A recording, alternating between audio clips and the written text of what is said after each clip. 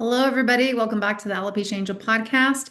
Today, I have another interview that I recently did on somebody else's podcast, and I can't wait to share that with you. In this podcast, we go over a lot about hair and hair loss and hair growth, of course, but we're also touching upon a lot of myths and a lot of things that most people don't know.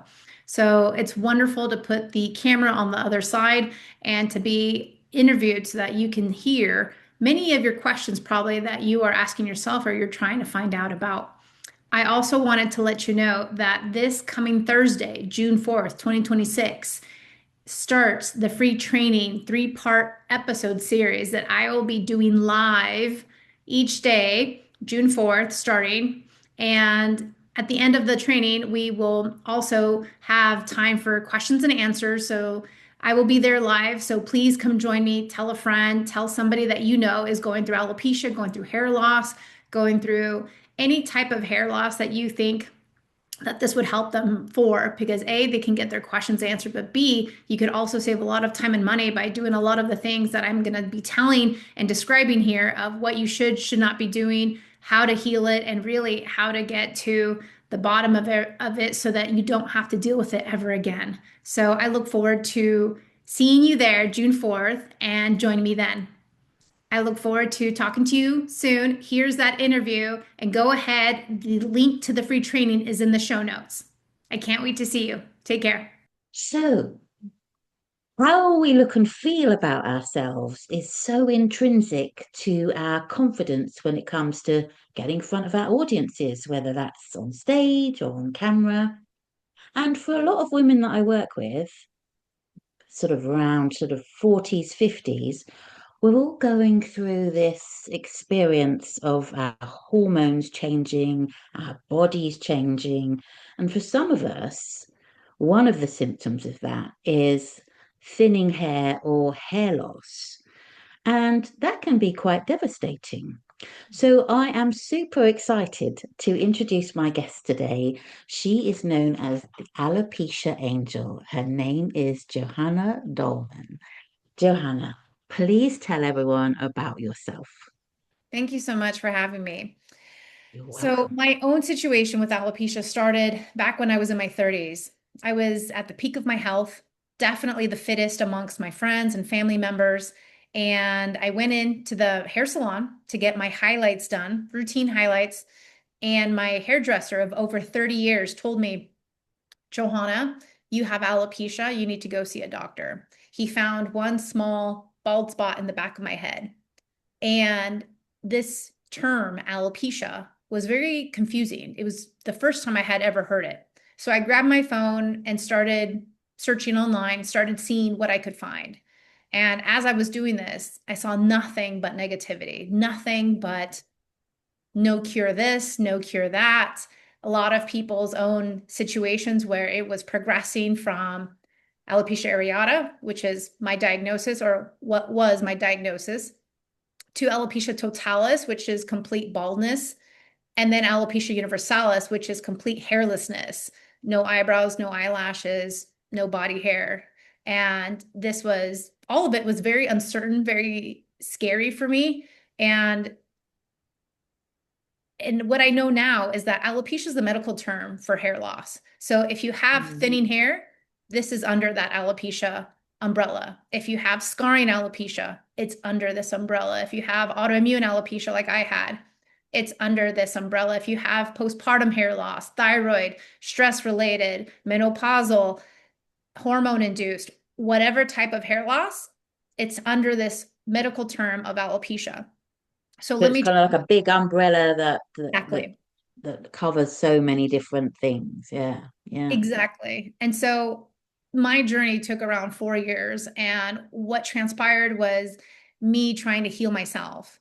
I had eventually, throughout those 4 years, lost over 50% of my hair, lost eyelashes, eyebrows, and an inch extra of forehead. An inch is Wow. around like 2.5 centimeters extra of forehead, which was really Mm. big. I mean, I already have a big forehead, so then you can only imagine how big it actually got, and it was progressing. It was one bald spot to a second to a third, a fourth. And what happens is that they start connecting. And when they start Mm. connecting, they create more and more hair loss. On top of it, I also had telogen effluvium or diffuse, which is all over hair loss. So I had two types of hair loss going on all at the same time. So I was Wow. panicking. And as someone in transition in corporate, in life, moving from the US to Europe to follow my fiance, now husband, to all the transitions of one country to another, one health system to another, Mm. one way of life to another way of life. It was all this transition that where alopecia was happening and where things got worse. It got worse because Mm. the doctors in the Netherlands were zero help. It got worse because I didn't have access to testing that I would have had access to in the US. But because I wasn't personally there or didn't have healthcare at the time in the Mm. US, only in the Netherlands, it was one of those things where you couldn't do things remotely, you couldn't do things abroad. And so the struggle actually became more and more prevalent, more and more Yeah. frustrating, more and more upsetting. And I found myself more and more having bouts of crying spells on the bathroom floor, not knowing what to do, who to talk to, how to research. And it was only in my times where I was doing as much as possible, trialing and erroring all the different things, from the lotions to the potions to the serums to I even tried some medications at one point, but I realized it A wasn't sustainable, B the side effects were too great that I didn't want to Mm. endure, and three, because I had just gotten married, I also wanted to protect my fertility. And then, of Yeah. course, trying to find a job. So I was in the Netherlands trying to find a job, trying to reestablish life. Yeah. Knew it in the US. And so this was right in the middle of everything. And it was this tsunami. It was a big tsunami of sorts, internally, externally, mentally, emotionally. It was Yeah. a massive hurricane, tsunami, tidal wave of sorts. And Yeah. So, it, Johanna, I just want to ask you because you mentioned that your kind of alopecia was autoimmune um, yes. disease. So, do you think that because I'm fascinated by autoimmune disease, and for anyone who doesn't quite understand what that is, it's when your body's own immune system starts attacking your body, thinking it's something that's not supposed to be there. So there are all sorts of autoimmune diseases. But the fact that you had something that was attacking your body and making you look so very different and Mhm. feel so very different about yourself at a time when, as you say, you're going through massive transition, moving countries, getting married, looking for new jobs. Do you think that the stress of all that was the kickstart for the autoimmune, or did you have another theory around it? I'm just curious. Well, let me just put it out there that fast forward to today, I'm 45 and I have tons of hair. Yeah, And you've got gorgeous hair. you can tell, A, it's not a wig because you can see the gray hairs, right? So you can tell it's not a wig. Plus, you can tell also the highlights, right? The Yeah, part of the highlights. So let's just really be very transparent. yeah. Um, but the other thing is that I grow an inch of hair. So that same inch that I grew back from the hairline, now I grow an inch of hair a month. So age is not a factor in terms of hair loss. Mm. Stress does play a part, but there's different types of stress. And on top of it, if you start looking at maybe your own personal situation, or even if I were to look at my own situation, or even at anyone else's situation, it's never just one thing. Mm. It never is just stress. Because if it was Yeah. just stress, then, we could de-stress and then things would go back to normal. But that's not the case. Things don't go Mm. back to normal even after, de-stressing or even after implementing so many things. And so Mm. the thing, it's like we have to see this as a multifactorial situation. For me, it's been over 9 years now, 9.5, of being in complete remission from my alopecia. I've never had hair Yeah. loss since, not even after COVID, not even after a pregnancy at 40 in the Netherlands, not Hmm. even with the different moves, because from the Netherlands, we moved to Japan and then we moved back to the US. So even during stressful times that, clearly at some point life gives you, Yeah. hair loss was never a thing. And so I'm telling you here and now that you can take control of your hair loss, whatever type it is, and you can do something about it naturally and holistically to reverse it. And this is exactly what led me into entrepreneurship, what led me to have my mission and my calling and my purpose was through the pain, Mm. the struggle that I went through. And because of this pain and struggle, I created this program in order to help people worldwide heal and reverse their hair loss, their alopecia naturally. So we Yeah. offer functional medicine testing worldwide. So you don't need to be a resident of the US. You don't need to be in person. These are kits that we ship to you directly. They go to laboratories and we get all the information. And these are very comprehensive. Healthcare, health insurance won't cover it. They don't cover it in Mm. the West. They don't cover it abroad. And I will say, as someone, as an expat who's lived in 5 different countries, the healthcare system in every country has been horrific, absolutely horrific. And I think the worst by far was the Netherlands, by far. The US isn't perfect by any stretch. It's not. But at least Mm. we have options and we have choices.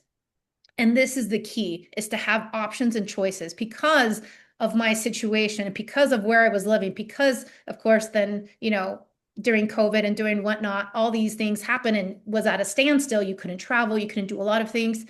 Yeah. This is where having access and options is to your benefit in the long run. Because had I had options to gold standard testing, I think I could have healed a lot sooner. I think I could have helped my situation a lot better. I healed without Yeah. testing, but again, it took me 4 years. And then again, at what cost? That's a lot of time. It's a lot of energy and effort. And Yeah. at the same time, it's like we can do this in a lot sooner, condensed version. So now I have clients seeing hair growth in less than 8 weeks. And that's exactly the type of program that I would have wanted to join. So this is what I created for my clients, because the thing is that waiting is not a strategy. So if you have hair loss today, you need to do something about it, because much like the check engine light on your car, it's not going to go away until you get a full diagnostics, until you look Yeah. underneath the hood and you start seeing what's going on. Because if you think Yeah. about it, that is hair loss is our check light engine. That is an alarm going off telling Mm. us something is imbalanced, something is amiss, something is not working correctly. If it Yeah. was So tell just me, stress, we wouldn't have vicious cycles. yeah. So it sounds like for 4 years, that's a long time Yes. to have to go through that ordeal. How did you manage? How did you cope with just, How did I cope? I mean, It was a lot you of faith. mentioned the before that you ended up in tears Yep. and what have you. But I mean, what did it do for your general well-being, for your relationships, for your work life? Well, what? It was awful. It was awful. It was Yeah, one of those things where, I would go into job interviews looking for a job, but I wasn't 100% Johanna, if that yeah, makes sense. yeah, I sure. wasn't 100% there with the job interviews. Like normally I'm, crushing it, answering the questions, extremely confident and extroverted. And I found myself isolating myself more and more from extracurricular activities, from wanting to go out, from wanting to make friends, from wanting to do things. And even with my husband, we were dating right before moving to Europe. We were dating Mm, before. And it took me around 6 months to even say anything to him, maybe even more, a few, because when I was first diagnosed, I was like, well, let me see if I can figure this out on my own before I yeah, admit anything, because we're dating and it's just like, at what point, there's a timing of everything when you're dating. You don't want to just say, hey, guess what? yeah, You're dating somebody with an autoimmune disease and there's no cure. I'm going to go bald. So it's one of those things where you have to tread lightly. And so I wanted to take, I wanted to fully understand what was happening to me before I could explain it to somebody else who I cared about. mm, Right. yeah, And so it yeah, took me a minute to kind of do my research, talk to doctors, see what the playing field looked like, and then come with him with a game plan. And Yeah. so that's what happened. But I do know from clients that dating is precarious. It's very off-putting because, again, at what point do you tell the person that you're dating or that you like, hey, I have alopecia, or I'm wearing a wig, or Yeah. I'm going through this treatment, or I'm trying this, or I'm trying that? Yeah. What Yeah. point? It's a And lot to so navigate.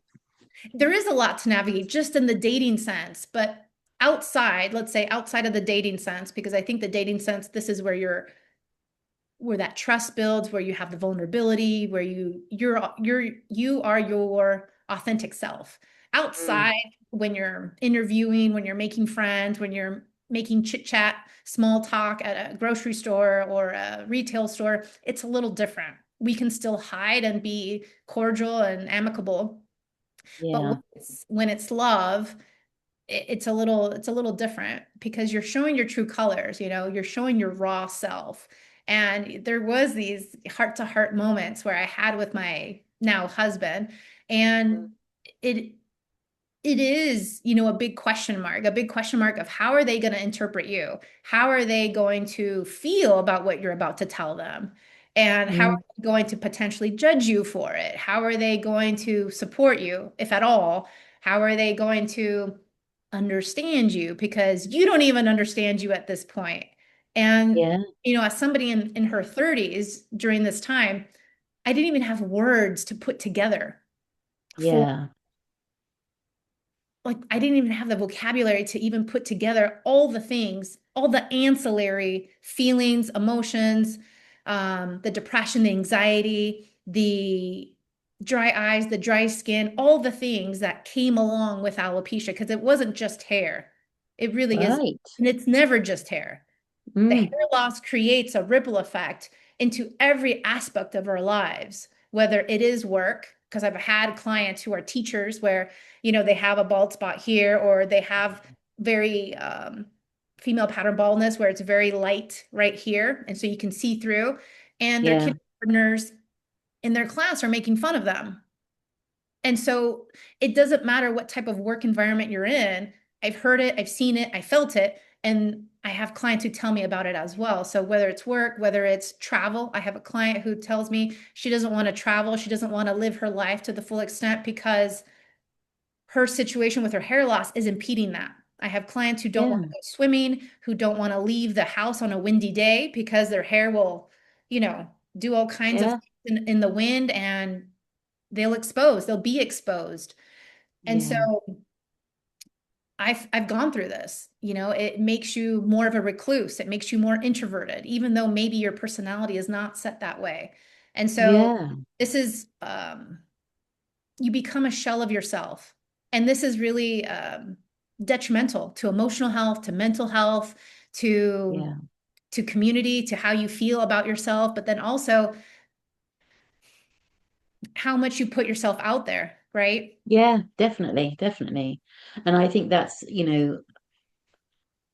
as you said, there's so many reasons why people's hair comes out or it thins or, but I think, definitely during kind of perimenopause, menopause, a lot of women find that their hair is thinning and they lose confidence in their looks and, it's really difficult to navigate. So what advice would you have for women in that situation? Because obviously we can't go into every reason why hair loss happens, but if it's to do with menopause, is there anything anyone can do in particular that's effective, or how do you see that they could navigate that? Yep. So our program is proven. It's a proven method. It's tailored to each person. The personalization part is key because we can all be in menopause. I mean, I'm 45, it's around the corner. I can be in Ooh. menopause. You can be in menopause. I know, right? Yay. But at the same time, our diet, our lifestyles could also be completely different from one another. And Yeah, they probably yeah, are, yeah, living in different countries, doing different things. Even if we all lived in the same neighborhood, our diet and lifestyle can be completely different. And so sure. this is the thing.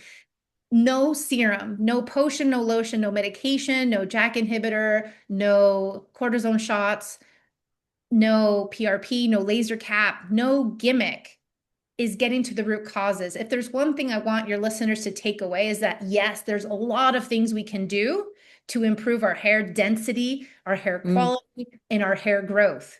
You can have high performance hair growth at any age. Age is not an excuse for having thinning hair or hair loss. It's not. yeah. If that's what your doctors say, go see somebody else. And I would say don't even see a doctor because the doctors come from a mindset and a mind frame and the old archaic education where they're prescribing medications or doing surgeries. So if you Yeah, don't they just want to medicate you and that's it, isn't it? It's like, yeah, exactly, so if you don't yeah. fall into either surgery or medications for life, they've Mm, got nothing for you. So save yeah. your time and save your money with that.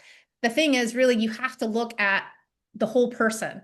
And so looking at the whole person is not just Johanna, and it's not just the type of hair loss that Johanna has, but it's also, let's say, um, her diet, her lifestyle, the cellular optimization, her metabolic situation. I want to see the whole picture.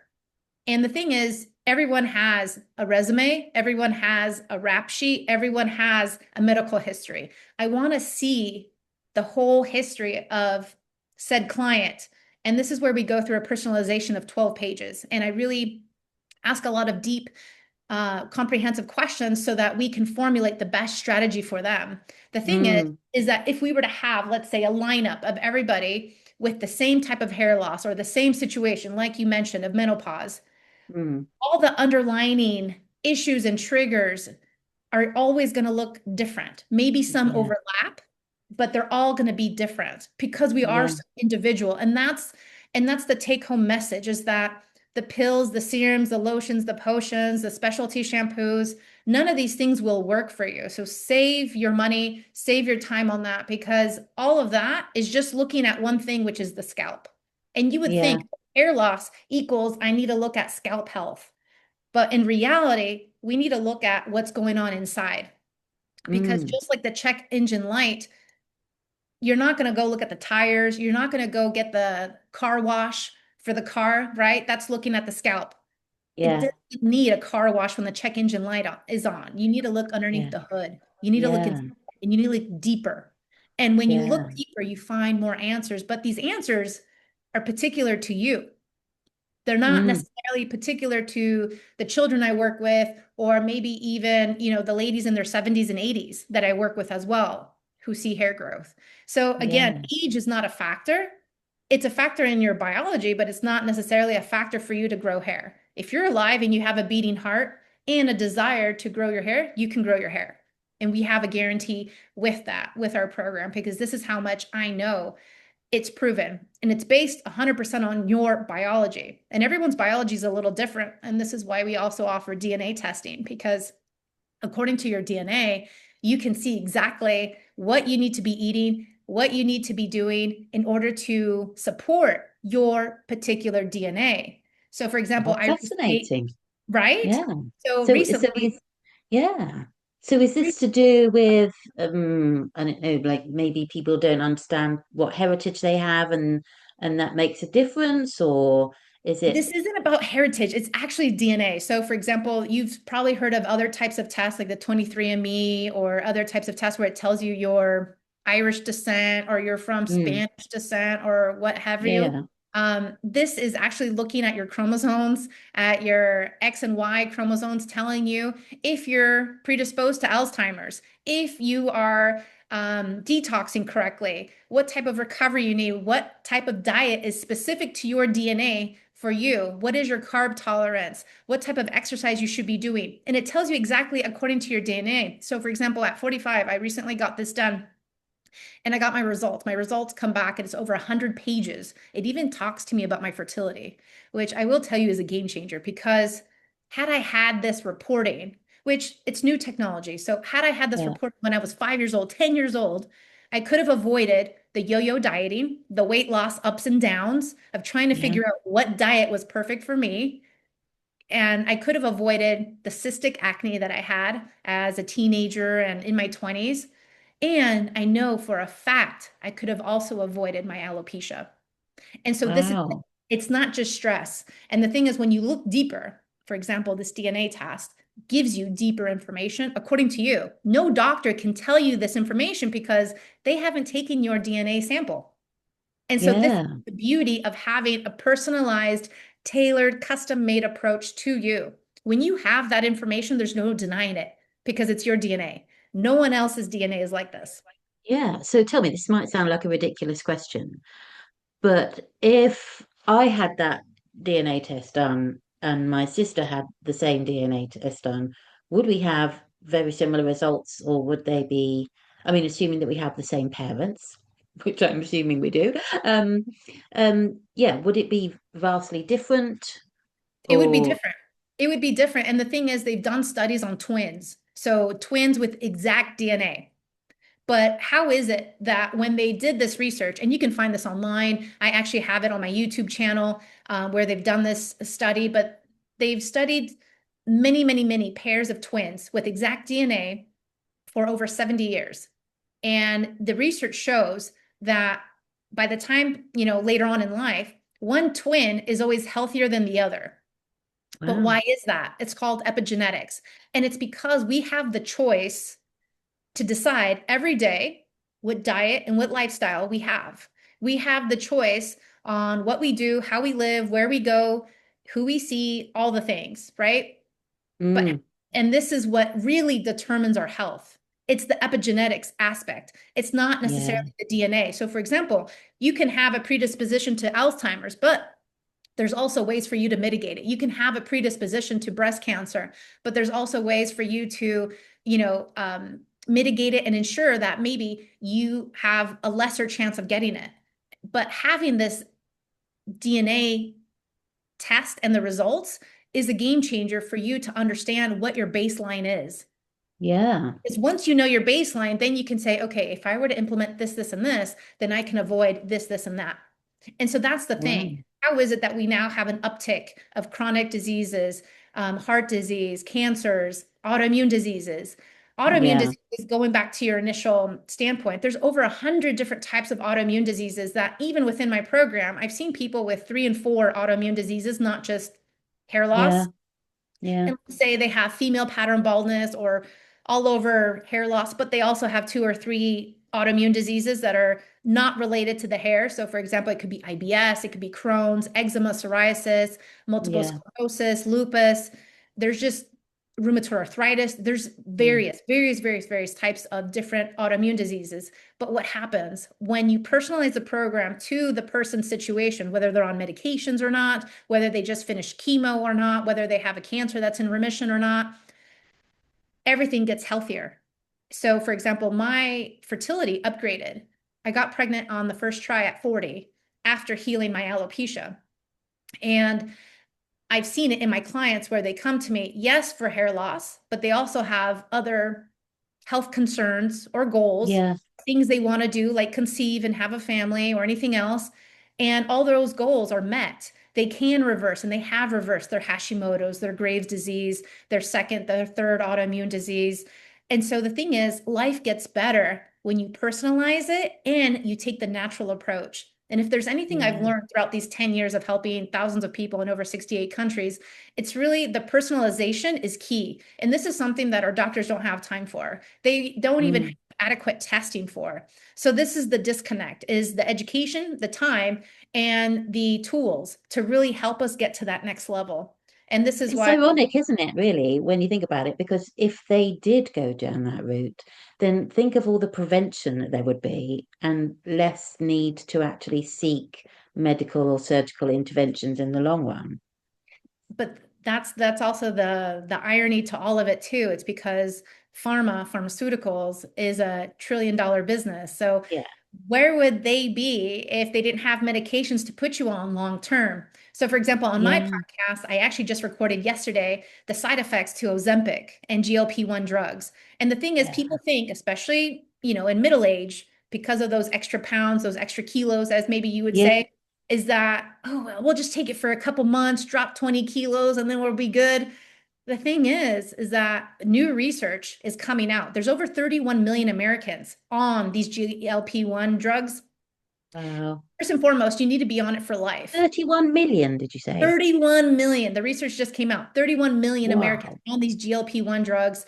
And guess what? There's a boatload of side effects, including going blind, organ Yeah. failure, hair loss, and so many others that I can't remember at the moment. But I just recorded the podcast yesterday. And this is the thing, is that medications are not the quick fix. Medications are No. not going to fix a situation. They're only just going to open a door to more harmful side Yeah. effects and health issues. Imagine going blind Yeah. just because you just wanted to try to lose weight.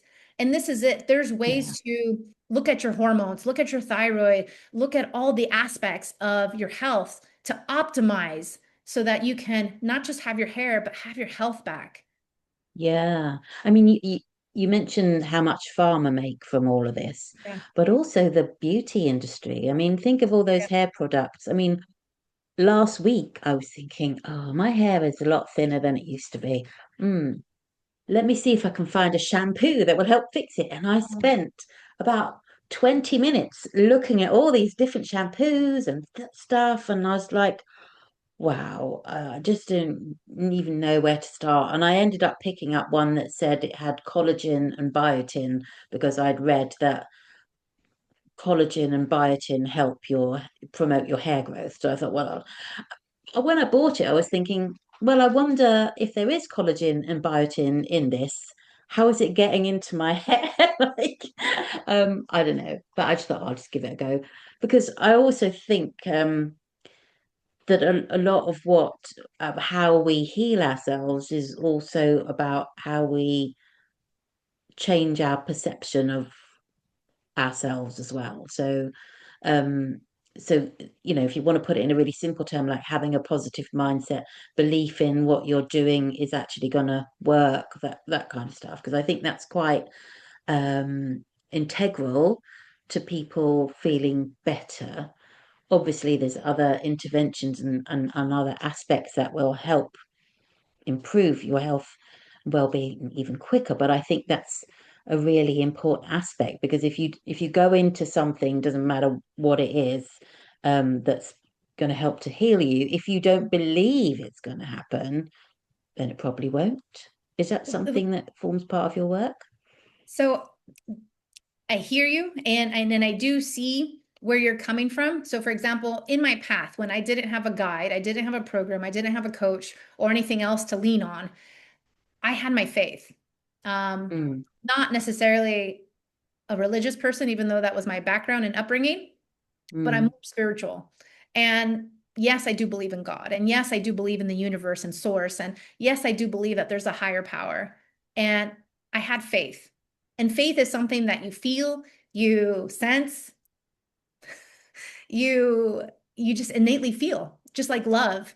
You feel it. You can't see it necessarily, but you feel it. mm, And I leaned on my faith through the darkest times, and I always do, but I'm also in gratitude a lot of times, even when, you know, just 10 years ago or more, it was a dark time. So I always try to look at the bright side of things. And mm, the one question that led me to the finish line, to being done with alopecia once and for all, was if I always had big curly hair, why would I be losing it now? And mm, that's just it. That is that question that I want to, plant into everyone's mind. Don't mm, question you. You are a beautiful vessel. You are a magical being. You are a human that without thinking, without having to do anything, you naturally breathe. You naturally have a beating heart. You naturally have organs that do things for you. We have an amazing body that does a yeah, lot of things without us having to think, turn on, or anything else. We don't have to be plugged in. yeah, And so this is the thing. We just need to support the body naturally. And if we go back to a stronger foundation, a personalized, tailored foundation to what we need, this is where we see all the results. And mm, so we can't lean on the beauty industry. We can't lean on the pharmaceutical industry, the medications, or even the doctors, because again, mm, the knowledge, the experience, and the results, look for results, are not there. And so this is mm, it, is that you can't support the body with just a shampoo. You can't support the body with Yeah. a medication. That's not supporting. That's Yeah. just putting a band-aid over a situation that's yelling for help. And so Yeah. this is it, is that when you support the body from the ground up, from the inside out, you have nothing but positive results, positive situations that happen. And I will tell you, with my menopausal clients, my clients anywhere from 45 to 65, not only do they get their hair growth, but they do lose weight. They do see clearer skin. The brain fog lifts. They are sleeping better. Their other health concerns go away, whether it's constipation, hemorrhoids, migraines, eczema, or anything else. Everything Mm, subsides. And so this is the beauty of really tailoring it to each person, focusing on what your body needs and yeah. supporting it step by step. Yeah. Beautiful. I've just got another question, and I'm going to ask this because I know that there are people out there who will be thinking this, Sure. especially when it comes to something like menopause and our bodies change, and that's just part of life. For those people who say, "Look, it's just how it is. That's what the body does. Suck it up and get on with it." What's your response to that kind of thought? I actually don't believe that. We are a product of our belief, of what we believe. So if you believe you can run a marathon, you can. If you believe you Yeah. can't, then you can't and you Yeah. won't. Yeah. So you have to believe. And I always say that the first step in doing anything is believing. You have to believe you can do it. Maybe not necessarily by yourself, but maybe, for example, in this marathon example, you get a coach, you join a running club, you get a good pair of tennis shoes, and you Yeah. start by walking, then jogging, and maybe you start with a 1K, maybe a 5K, a 3K, and you move on up until, the 26 miles of what it is. So this Yeah. is the thing, we're not going to jump from 1 mile all the way to 26 miles overnight. But if you take it step by step, then you can reach it. And so the thing is, I love to get inspiration from other people. This is why on my YouTube and on my podcast, I showcase so many client testimonials, even years later. So, for example, they were my client, let's say 3 years ago, 4 years ago. They saw the hair growth. 4 years later, they come back on the podcast and they still have their hair growth. Like it Yeah, hasn't that's what you changed. want to know, isn't it? Yeah, you want to know, Yeah, like, did they keep the results? They yeah, have it. And that's just it. Once you know your triggers, your blind spots, what is holding you back from having your full hair growth, you can already know it and not have to deal with it anymore. And then on top of it, you can control it. So, for example, yeah, in case I already know what my triggers, my blind spots are. I know exactly what I need to do, not just for these last 10 years, but for the rest of my life.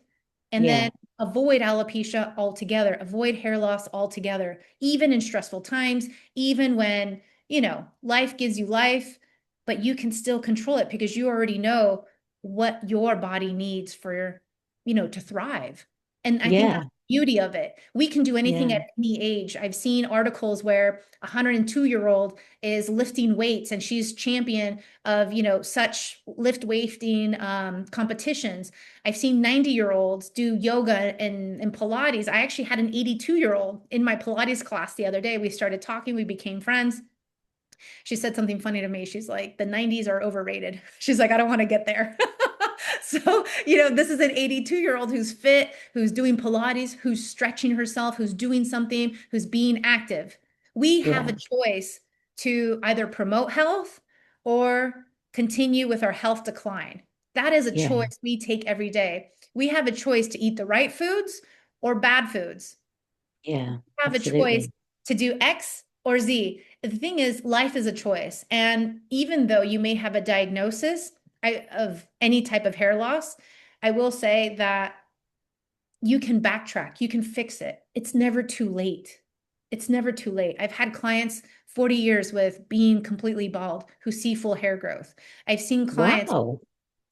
yes. And the thing is, it's never too late. Like I said, but you have to want this and you have to believe you can have it because you Does can. that Just go for men as well, Johanna?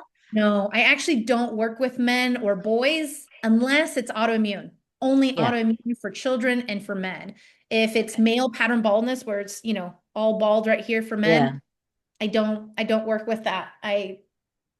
It wasn't my yeah, situation, so I can't really yeah. help. Totally get that. I just thought I'd ask the question because I suddenly thought, Yeah. oh, my husband hears this, he might think, oh. I don't know. Sorry. Sorry. Yeah. Autoimmune for men and children. And then for women, it's all different types of hair loss, including scarring alopecia. And even with scarring alopecia, the thing is, hair loss is a forest fire, but more so in scarring alopecia. So when you What is that? Sorry, I don't know. I haven't heard of scarring that before. alopecia is where the follicles scar. And so this Oh, is where it makes it impossible for the hair to come back. yeah. So What causes that? a whole host of things, but there's no direct correlation to say this caused it. It would look different, just like for autoimmune or just even for regular hair loss. It would look Okay. different for each person. And so this is why that evaluation is so key. This is Mm, why asking more questions is so key. You can't just chalk it up and say, oh, it's genetics. Oh, it's this. Because we know now with epigenetics that you can control the outcomes of your health and wellness by 85% or more. So if we can control our outcomes, then we're doing something either unknowingly or knowingly that's hindering our health and our hair growth process. yeah, so true. So true across all of our health, not just our hair health. Yeah, It's all yeah. connected. It's It all connected. is, isn't it? It is. Johanna, it's been an absolute pleasure to talk to you today. And it's been a real eye-opener as well for me because I there was me just thinking, oh, it's probably just, just adjust your hormones and, Oh no. things will shift. But it's been amazing. So how can people get in touch with you if they would like to know more about your programs and what you do? AlopeciaAngel.com is where you can find me. I'm on YouTube. I have a podcast, Alopecia Angel Awaken to Hair Growth, Instagram, Facebook. We have a free training going on. So I invite you to take and watch this 30-minute quick free training so you can understand a little bit more of how this personalization aspect works inside our program. Oh, well, I will put all those details into the show notes. And thank you once again. And viewers, listeners, if you've enjoyed this episode, then please do like and subscribe, tell all your friends, and tell everyone you know about Johanna and her beautiful work. And may you all have beautiful heads of hair.